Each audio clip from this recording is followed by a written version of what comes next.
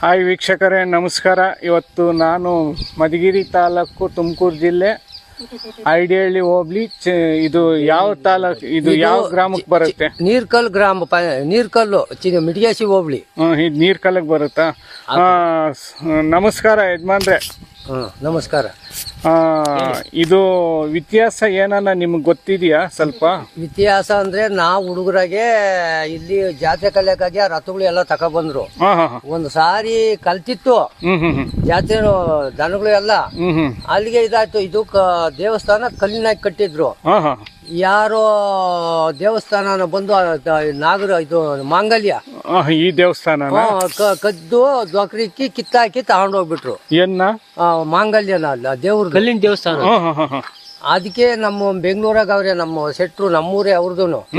ಇದೆಲ್ಲ ಒಂದ್ 70-60 ಲಕ್ಷ ಇಕ್ಕಿ ಅವರೇ ಮಾಡಿದ್ದು ಸ್ವಂತ ಖರ್ಚಿನ. ಅವಾಗೆ ಇದು ಈ ಆಲದ ಮರನು ಅಷ್ಟೇ. ನಮ್ಮ ಅಪ್ಪರು ಹೇಳೋರು, ನಮ್ಮ ಅಪ್ಪರಿದ್ದಾಗ 105 ವರ್ಷ ಅಂತ ಹೇಳೋರು.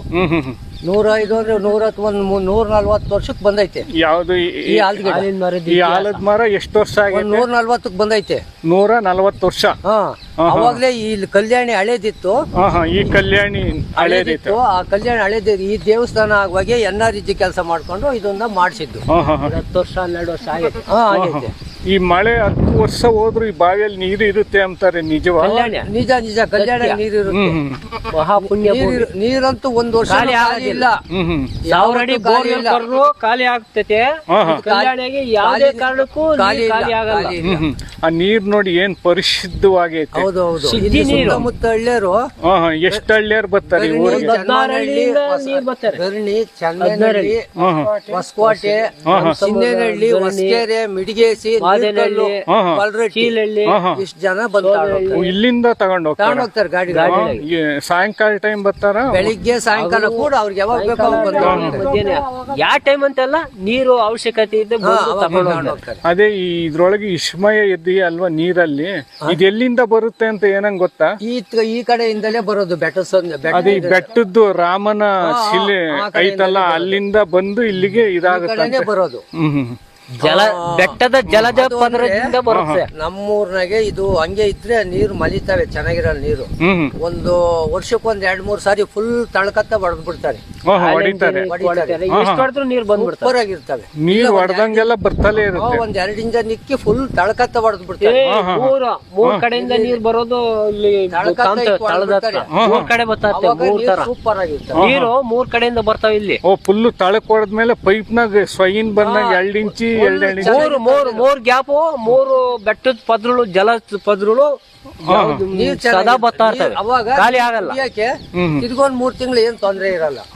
ಅವಾಗ ಜಾತ್ರೆ ಕಲಿತು ಅಂದ್ರಲ್ಲ ನೀವು ಹುಡುಗರಲ್ಲಿ, ಅವಾಗ ಎಷ್ಟು ದೊಡ್ಡದಾಗಿತ್ತು ಜಾತ್ರೆ ಇಲ್ಲಿ? ಇಲ್ಲಿ ದನಗಳು ಎಲ್ಲ ಕಟ್ಟಿ ಹಾಕೊಂಡು ಇದ್ವು ಸುಮಾರಾಗಿ. ದೊಡ್ಡದಾಗೇನು ಇನ್ನು ಫಸ್ಟ್ ಸ್ಟಾರ್ಟಿಂಗ್ ಅಷ್ಟೊತ್ತಿಗೆ ಯಾರು ಅವ್ರು ಹೋದ್ರು. ಆಮೇಲೆ ಸುಮ್ಮನೆ ಆದ್ರು, ಕಟ್ಸಕ್ಕೂ ಆಗಿಲ್ಲ. ಮಾದೇನಹಳ್ಳಿ ಸಿಕ್ಕಿರಜ್ಜ ಅಂತ ಇದ್ದ, ಬಹಳ ದೈವ ಭಕ್ತ. ಒಬ್ಬನೇ ಎತ್ತು ಹೋಗೋನ್ ಬೆಟ್ಟದ ಮೇಲೆ ಅಲ್ಲಿಗೆ. ಈಗ ಮೊಮ್ಮಗ್ ಬರ್ತಾನೆ, ಒಬ್ಬನೇ ಎತ್ತು ಹೋಗೋನು. ರಾಮರು ಭಜನೆ ಮಾಡ್ಕೊಂಡು ಹೋದ್ರೆ ಅವ್ರಿಗೆ ಯಾತ್ತು ಅಡ್ಡ ಬತ್ತಿರ್ಲಿಲ್ವ? ಇವಾಗ ಹಂಗೆ ಹೇಳ್ತಾರೆ, ಸತ್ತೋದ್ರು ಅವರು ವಯಸ್ಸಾಗಿ. ಹೌದು, ನಾವು ಮೊನ್ನೆ ಹೋದ್ವಿ, ಹತ್ತಿದ್ವಿ, ರಾಮನ್ ನೆನೆಸ್ಕೊಂಡು ಹೋದ್ವಿ. ಹೋಗುವಾಗ್ಲೂ ಒಂದು ಕಡ್ಡಿಗೆ ಕಳ್ಕಂಬ್ಲಿಲ್ಲ, ಒಂದು ಚೇಳು, ಮಂಡುಗೊಬ್ಬೆ, ಹಾವು ಏನು ಬರ್ಲಿಲ್ಲ. ಏನು ಇರೋದು ಇಲ್ಲಿಂದ 1 ಕಿಲೋಮೀಟರ್ ಆಗ್ತೈತೆ. ಅಲ್ಲಿಂದ ಸೆಟ್ ಕಟ್ಟಿದೀವಿ, ಹಾಲ್ ತರ್ಬೇಕು, ಹೋಗ್ಬೇಕು. ಎನಿ ಟೈಮ್ ನಾನು ನೆನೆಸ್ಕೊಂಡು ಹೋದ್ರೆ ನನ್ಗೊಂದ್ ಚೂರು ಪ್ರಾಬ್ಲಮ್. ಹೌದು, ರಾಮ ಇಲ್ಲಿ ಒಂಚೂರು ಪ್ರಾಬ್ಲಮ್ ಇಲ್ಲ. 15 ವರ್ಷ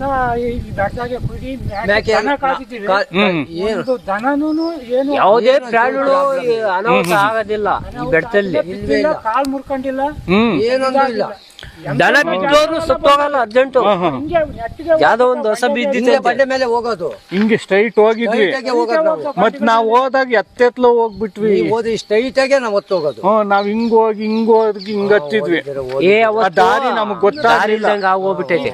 ಓಡಾಡಿ ಜಾಗನೇ ಇಲ್ಲ. ಜಾಗನೇ ಇಲ್ಲ. ಹೌದು, ರಾಮ ಜನ್ಮಭೂಮಿ ಇದು. ರಾಮ ಜನ್ಮಭೂಮಿ. ನಮ್ ತಂದೆಯವ್ರು ಹೇಳೋರು, ಹನುಮಂತ ಮತ್ತು ರಾಮ ಜನ್ಮಭೂಮಿ. ಜಾವ ಇಲ್ಲಿ ಮನೆ ಕಂಡ್ರೆ ರಾಮ ಭಜನೆ ಮಾಡೋದು ಪಕ್ಕ ಓಂಕಾರ ಶಕ್ತಿ ನಮಗ್ ಭಜನೆ ಮಾಡೋದೇ ಕೇಳಿಸ್ತಿತ್ತು. ಎಲ್ಲಿ ಮೇಲೆ ಬೆಟ್ಟದ ಮೇಲೆ ಕೇಳಿಸೋದು ಅಂತ ಹೇಳೋರು. ಹಾ ನನಗೂ ಅವ್ರು ವಯಸ್ಸಾಗಿತ್ತು. ಅವಾಗ ನನ್ಗೆ ಹೇಳೋರು, ನೀನ್ ಎಲ್ಲಿಗೆ ಹೋಗು, ಎಂತ ಕಷ್ಟನೇ ಬರ್ಲಿ, ರಾಮನೊಬ್ಬನ್ ನೆನ್ಸ್ಕ, ರಾಮ ರಾಮ ರಾಮ ಅಂತ ಬಿಟ್ರೆ ನೀನ್ ಕಷ್ಟ ಎಲ್ಲ ಪರಿಹಾರ. ಅದೇ ಪ್ರಕಾರವಾಗ್ಲೇ ನಡೀತೈತಿ. ಹೌದು, ಇಲ್ಲಿ ನಡೀತಾ ಇದೆ. ಅದೇ ಪ್ರಕಾರವಾಗಿ ನಡೀತೈತಿ. ನಾವು ಮೊನ್ನೆ ಎತ್ತಬೇಕಾದ್ರೆ ರಾಮನ್ ನೆನೆಸ್ಕೊಂಡ್ ಹತ್ತಿದ್ವಿ. ಹತ್ತಿ ಅಷ್ಟು ಬೆಟ್ಟ ಇಳಿದಿದ್ವಿ, ಕಾಲ್ ನೋವಿಲ್ಲ, ಒಂದು ಏನು ಇಲ್ಲ ನೋಡಿ. ರಾತ್ರಿ 9 ಗಂಟೆ ಆಗೈತಿ. ರಾತ್ರಿ 10:30 3 ಗಂಟೆಗೆಲ್ಲ ಹೋಗ್ತೀನಿ ಗಾಡಿಯಾಗೆ. ಹೌದು, ಒಂದೇ ಕಲ್ಲು ಮುಳ್ಳು. ಹೌದು, 100 ಜನ ನಾವು ಜಾತ್ರೆ ಮಾಡಿದ್ವಿ. ಜಾತ್ರೆ ಕಲ್ಯಾಣಿ ನೀರು ಕುಡಿದು ಪ್ರಾಬ್ಲಮ್. ಹೆಂಗಸರು, ಹುಡುಗರು, ಮಕ್ಕಳು ಎಲ್ಲ ಮ್ಯಾಲ್ಕೆಲ್ಲ ಒಬ್ರು ಬಿದ್ದು ಒಂದು ಕಾಲ್ ನೋಯಿಸ್ಕೊಂಡಿರೋದೇ ಆಗ್ಲಿ, ಒಂದು ಏನು ತೊಂದ್ರೆ ಇಲ್ಲ. ಹೌದು, ಬಹಳ ವಿಶೇಷವಾಗೈತಿ ಇದು. ಇದೇ ಇಲ್ಲ. ವಿಶೇಷ ಏನಪ್ಪಾ ಅಂದ್ರೆ, ಇವಾಗ ಯಾರೋ ಮಾರಾಯರು ಪುಣ್ಯವಂತರು ಬಂದವ್ರೆ, ಮದ್ವೆಗಳು ಸಖತ್ತಾಗ್ತವೆ. ಇದು ಮಾಡ್ಸ್ಯಾವ್ರಿ ಇವಾಗ ಚೌಟ್ರಿಗೆ ಅಂತ ಎಲ್ಲ ಮಾಡ್ತಾರೆ ನೋಡಿ.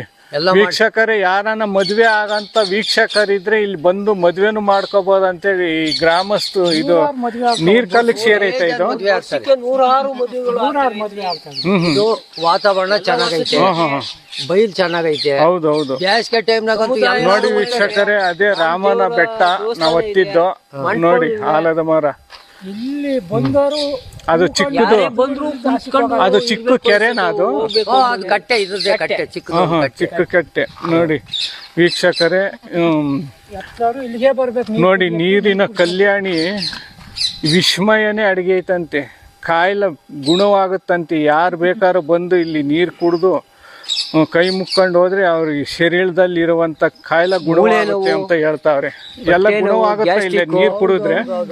ಯಾವ ಕಾಯಿಲೆಗಳು ಇರಲ್ಲ. ಫಿಲ್ಟರ್ ನೀರು ಮೂಳೆ ಸವಿತವೆ. ಇದ್ರಾಗ ಯಾವುದೇ ಕಶ್ಮಲ ಇಲ್ಲ. ನ್ಯಾಚುರಲ್ ವಾಟರ್, ಪರಿಶುದ್ಧವಾದ ಪ್ರಕೃತಿ ದೈವವಾಗಿ ಬಂದಿರೋ.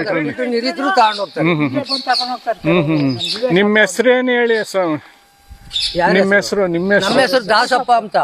ನಿಮ್ಮ ಹೆಸರು? ಅವ್ರ ಹೆಸರು ತಿಮ್ಮಣ್ಣ ಅಂತ. ತಿಮ್ಮಣ್ಣ ದಾಸಪ್ಪ. ನಿಮ್ಮ ಹೆಸರು? ಸಿಜಿ ದೊಡ್ಡತಿಮ್ಮೇಗೌಡರು ಅಂತ. ದೊಡ್ಡತಿಮ್ಮೇಗೌಡರು ಸ್ವಾಮಿಗಳು. ಸ್ವಾಮಿಗಳು. ಅವರು ಗಂಗಮ್ಮ ಅಂತ. ಇವರು ಇಲ್ಲೇನಾ ಇರೋದು? ಗಂಗಮ್ಮ ಅಂತ. ಒಟ್ಟಿಗೆ ಈ ನೀರ್ ಕುಡಿದ್ರೆ 101 ಕಾಯಿಲೆ ಬಿಡುಗಡೆ ಆಗುತ್ತೆ ಅಂತೀರಾ? ಈ ನೀರ್ ಕುಡಿದ್ರೆ ಸಾಕು, ಯಾವ ಕಾಯಿಲೆನೂ ಬರಲ್ಲ, ಏನು ಬರಲ್ಲ. ನೋಡಿ ವೀಕ್ಷಕರೇ, ಈ ಊರಿನ ನೀರ್ಕಲ್ ಗ್ರಾಮಸ್ಥರು ಹೇಳ್ತಾವ್ರೆ, ಅಂದ್ರೆ ಪುರಾತನ ಕಾಲದಲ್ಲಿ ಜಾತ್ರೆ ಕಲ್ತು ಆಮೇಕಿಂದ ಅವರು ಕಲ್ತಾದ್ಮೇಲೆ ಮಧ್ಯಂತರ ಇವರು ಹುಡುಗರಲ್ಲಿ ಏಜ್ ನಿಮ್ಗೆ ಎಷ್ಟಿತ್ತು ಅವಾಗ? ನನಗೆ ಅವಾಗ ಚಿಕ್ಕ ಒಂದು 7-8 ವರ್ಷ ಅಷ್ಟೇ. ಅವರು 7-8 ವರ್ಷ ಅಂತ ಇವ್ರಿಗೆ 64. ಇವಾಗ 64 ಅಂದ್ರೆ ಅಲ್ಲಿಗೆ ಒಂದು 52 ವರ್ಷದ ಹಿಂದ್ಗಡೆ ಆಗಿತ್ತು. ಅವ್ರು ನೋಡಿದಾಗ ಅಲ್ಲಿಗೆ ಜಾತ್ರೆ ನಿಂತೋಯ್ತಂತೆ.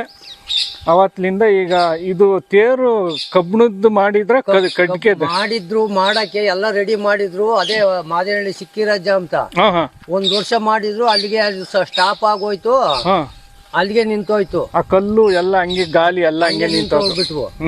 ನೆಕ್ಸ್ಟ್ ಅದೇ ದೇವಸ್ಥಾನ ಯಾರೋ ಬಂದು ಕಳ್ಳರು ಬಂದು ಅದು ನೋಡಿ ಗಾಲಿ ಚಕ್ರ ಮಾಂಗಲ್ಯ ಅದು ಕಿತ್ಕೊಂಡ್ ಬಿಟ್ರು, ಎಲ್ಲ ಇದ್ ಮಾಡ್ಬಿಟ್ರು, ಹೋಗ್ಬಿಟ್ರು ದೇವ್ರಿಂದು. ಅದಕ್ಕೆ ಊರಾಗೆಲ್ಲ ಹಿಂಗ್ ಮಾಡ್ಯವ್ರೆ, ದೊಗದು ಧ್ವನು ಸಿಕ್ತೈತೆ ಅಂತ ದೊಗದ್ ಬಿಟ್ಟಿದ್ರು. ಒಳಗಡೆ ಏನು ಸಿಕ್ಕಿಲ್ಲ. ಅವ್ರಿಗೆ ಏನಾಯ್ತು ಅದಕ್ಕಾಗಿ ಅವ್ರು ಹೋಗ್ತಿದ್ದಂಗೆನೆ ಈ ನಮಗೆ ದೇವ್ರು ಬಂದಂಗೆ ಈ ಪುಣ್ಯಾತ್ಮ ಬಂದ ನಮ್ಮ ಶೆಟ್ರು ಬೆಂಗಳೂರಿನ ಶೆಟ್ಟಿ ನಾವು ಮಾಡ್ತೀವಿ ಅಂತ ಹೇಳಿ ಪಾಪ ಇಲ್ಲೇ ಕಲ್ಲುಗಳು ಎಲ್ಲ ಸೇರಿ ಒಂದು 50-60 ಲಕ್ಷ ಆಯ್ತು. ನಾವೊಂದೊಂದು 2-2 ಸಾವಿರ ಕೊಟ್ಟಿದ್ದೀವಿ ಮನೆಗೆ ಅಷ್ಟೇ. ಎಲ್ಲ ಈ ಕಾಂಪೌಂಡಿಗೆ ನಾವು ಕೊಟ್ಟಿರೋದು. ದೇವಸ್ಥಾನ ಪೂರ ಅವ್ರದೇ, ಈಗ ಇದು ಎಲ್ಲ ಅವ್ರದೇ ಪೂರ, ಇದು ಎಲ್ಲ ಇವಾಗ ಅವ್ರದೇ. ನೋಡಿ, ಈ ಕಡೆ ಹೋದ್ರೆ ಚನ್ಮನಹಳ್ಳಿ, ಈ ಕಡೆ ಹೋದ್ರೆ ಹಿಂಗ್ ಸ್ಟ್ರೈಟ್ ಗಿಡದ ನೆಟ್ಗೆ ಹೋದ್ರೆ ನೀರ್ಕಲ್ಲು. ಒಂದ್ ಸ್ವಲ್ಪ 2 ಕಿಲೋಮೀಟರ್ ಐತಲ್ವಾ? 2 ಕಿಲೋಮೀಟರ್ ಮೇನ್ ರೋಡ್ ಚಿನ್ನನಹಳ್ಳಿ. ನೀರ್ಕಲ್ಲಕ್ಕೆ 1/2 ಕಿಲೋಮೀಟರ್. 2 ಕಿಲೋಮೀಟರ್ ನೀರ್ಕಲ್ಲಿಂದ 2 ಕಿಲೋಮೀಟರ್. ಇಲ್ಲಿಂದ ನೀರ್ಕಲ್ಲಿಂದ 2 ಕಿಲೋಮೀಟರ್ ಚಿನ್ನನಹಳ್ಳಿ ಮೇನ್ ರೋಡ್ಗೆ. ಇಲ್ಲಿಂದ 4 ಕಿಲೋಮೀಟರ್. ಇಲ್ಲಿಂದ 1, 2, 3 ಕಿಲೋಮೀಟರ್ ಅಂತ ನೋಡಿ. ಮೇನ್ ರೋಡ್ ಇಂದ ಚಿನ್ನನಹಳ್ಳಿಯಿಂದ ಬರೋ ಅಂತ ವೀಕ್ಷಕರು ಬಂದು ಇಲ್ಲಿ ನೀರ್ ಕುಡ್ದು ಹೋದ್ರೆ ನಿಮಗ್ ಕಾಯಿಲೆ ಪರಿಹಾರ ಆಗುತ್ತೆ ಅಂತ ಹೇಳ್ತಾರೆ. ಕಾಯಿಲೆ ಪರಿಹಾರ ಪಕ್ಕ ಆಗುತ್ತಲ್ವಾ ಯಾರನ ಈ ನೀರ್ ಕುಡಿದ್ರೆ? ಈ ನೀರ್ ಕುಡಿದ್ರೆ ಯಾವ ಇದು ಇರಲ್ಲ. ನಾನು ಮೊನ್ನೆ ಕುಡ್ದು ಹೋದೆ, ಏನೋ ಆಸ್ತಮ ಇತ್ತು, ಕುಡ್ದು ಹೋದ್ಮೇಲೆ ಭಾಗೀರಥ ಗಂಗೆ ಇದ್ದಂಗೆ ಇದು. ಬಹಳ ಶಿವ ತಪಸ್ಸಿನಿಂದ ಬಂದಿರೋ ನೀರು ನೀರಂತ ಚೆನ್ನಾಗಿರ್ತಾವ ಬಿಡು. ಭಾಗೀರಥ ಗಂಗೆ ಇದ್ದಂಗೆ. ಶಿವನ ತಪಸ್ಸಿನಿಂದ ಗಂಗಾ ನದಿ ಹೆಂಗ್ ಉತ್ಪತ್ತಿ ಆಗೈತೆ, ಭಾಗೀರಥ ಶ್ರೀರಾಮನಿಂದ. ಈ ವಿಡಿಯೋನ ಇಲ್ಲಿಗೆ ಮುಗಿಸ್ತಾ ಇದ್ದೀನಿ. ಜೈ ಹಿಂದ್, ಜೈ ಕರ್ನಾಟಕ. ನೀರ್ಕಲ್ ಅವರು ಗ್ರಾಮಸ್ಥರು ಹೇಳಂತೆ ಎಲ್ಲ ಬಂದು ನೀರು ಕುಡೀರಿ.